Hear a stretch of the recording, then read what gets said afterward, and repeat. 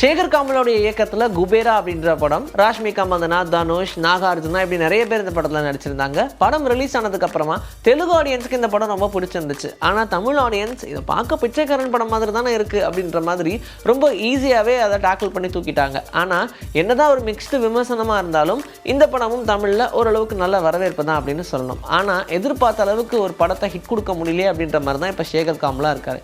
யூஸ்வலாகவே அவருடைய படங்களுடைய பேட்டர்னு பார்த்தீங்கன்னா நல்ல உணர்ச்சி பூர்வமான படங்கள்லாம் எடுப்பார்.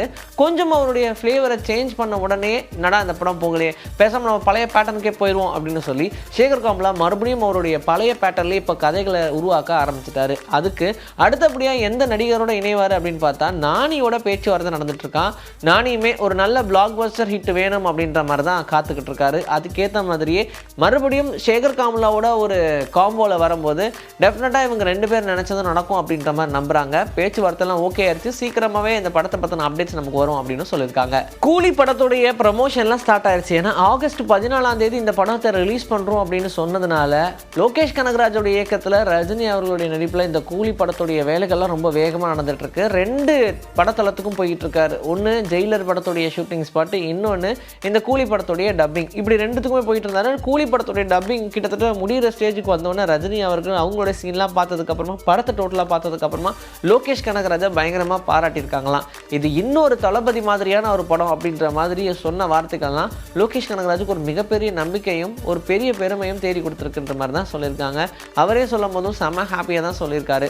ஸோ ரஜினி அவர்களுடைய 2 பிளாக் பஸ்டர் ஹிட் படங்களும் அப்படியே வரிசையாக ரிலீஸ் ஆக போது இந்த வருஷமே ஒரு சூப்பர் தமாக்கா காத்திருக்கு அப்படின்ற மாதிரி தான் அவருடைய ரசிகர்கள்லாம் வெயிட் பண்ணிட்டு இருக்காங்க. இடி மின்னல் காதல் அப்படின்ற படம் தமிழில் ரிலீஸ் ஆயிருந்துச்சு பாலாஜி மாதவனுடைய டைரக்ஷனில். இவர் அடுத்தபடியாக கன்னடத்துலையும் தமிழையும் பைலிங்குவல் லாங்குவேஜில் ஒரு படத்தை டைரக்ட் பண்ணுறதா சொல்லியிருந்தாங்க.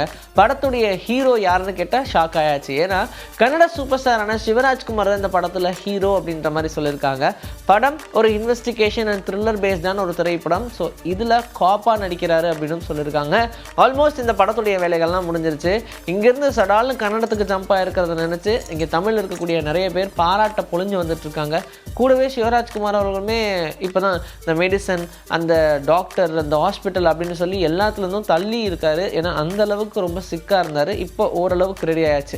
மறுபடியும் ஒரு சூப்பர் திரைப்படம் கொடுக்கணும், அதுவும் தமிழில் இருக்கக்கூடிய ஒரு இயக்குனரோட கொடுக்கணும். ஏன்னா ஆல்மோஸ்ட் ஜெயிலரில் தமிழில் ஒரு சீன் வந்ததுக்கே பெரிய மாசை கிரியேட் பண்ணிடுச்சு தியேட்டரில்.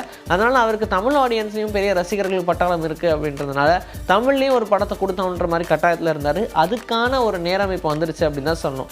ஜெயிலர் 2லையுமே அவர் நடிச்சிருக்கிறதா சொல்கிறாங்க. இது எல்லாத்தையும் பார்க்கறதுக்காக ரசிகர்கள் காத்திருக்காங்க. மனதை திருடி விட்டாய், எங்களை நான் மிஸ்டர் ரோமியோ இந்த படத்துடைய பேரெல்லாம் கேட்கும்போது 2 பேர் தான் நம்ம ஞாபகத்துக்கு வருவாங்க. அப்படி அந்த படத்தில் சூப்பரான ஒரு காம்போ அப்படின்ற மாதிரி சொல்லலாம். பிரபுதேவா அண்ட் வடிவேலு இவங்க 2 பேருடைய காம்பினேஷனில் ரிலீஸ் ஆன படங்கள் எல்லாமே ஹிட்டு தான். காலத்தில் அழியாத காமெடிகளாக இப்போ வரைக்கும் நிலைச்சு நிற்குது. டார்லிங், 100, எனக்கு இன்னொரு பேர் இருக்குது. இந்த திரைப்படங்கள்லாம் இயக்கிய சாம் ஆண்டனுடைய இயக்கத்தில் தான் இப்போ இந்த படம் உருவாக போகுது. 2 பேருடைய காம்பினேஷனில் திரும்ப ஒரு திரைப்படம் அப்படின்னு சொன்னதும் ஃபன் வேற லெவல் இருக்க போது. அதுக்கேற்ற மாதிரி தான் ஸ்கிரிப்டும் பண்ணியிருக்காராம். அதனால் சீக்கிரமாகவே இந்த வேலைகள்லாம் ஸ்டார்ட் பண்ணி படத்துடைய ஷூட்டிங்கையும் டேக் ஆஃப் பண்ண போகிறாங்க அப்படின்ற மாதிரி சொல்லியிருக்காங்க. இதை கேட்டோன்னே 2 பேருடைய ரசிகர்களுமே பயங்கர சந்தோஷத்தில் இருக்காங்க. பாலசுப்ரமணியமோட இயக்கத்தில் ஜீவா, பிரியா பவானி சங்கருடைய நடிப்பில் பிளாக் அப்படின்ற படம் உருவாயிருந்துச்சு. நம்ம எல்லாருக்குமே இந்த லூப் கான்செப்ட் ரொம்பவே பிடிச்சிருந்துச்சு. அண்ட் இந்த பிளாக் லூப் அப்படின்ற ஒரு விஷயம் ரொம்ப டிஃப்ரெண்ட்டான கான்செப்டாக இருந்துச்சு.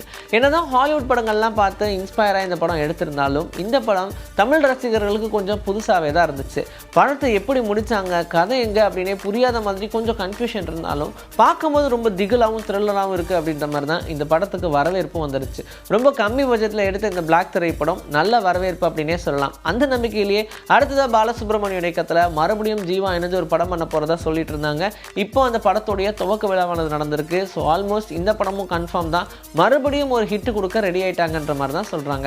ரபீனா, நைலா உஷா இவங்க 2 பேருமே இந்த படத்தில் கதாநாயகிகளாக நடிக்கிறாங்களாம். அதனால டுவல் ஹீரோயின் சப்ஜெக்ட்ல உருவாகிற ஜீவாவுடைய திரைப்படத்துக்கு ரசிகர்களும் வெயிட்டிங். இன்னைக்கு நம்மளுடைய சினிபுத்துல சினிமா பத்தின பல விஷயங்களை பார்த்தாச்சு. இதே மாதிரி அடுத்த எபிசோடுக்கு ரெடியா இருங்க. உங்களை நான் வந்து சந்திக்கிறேன். This is bye from Vijay. Take care.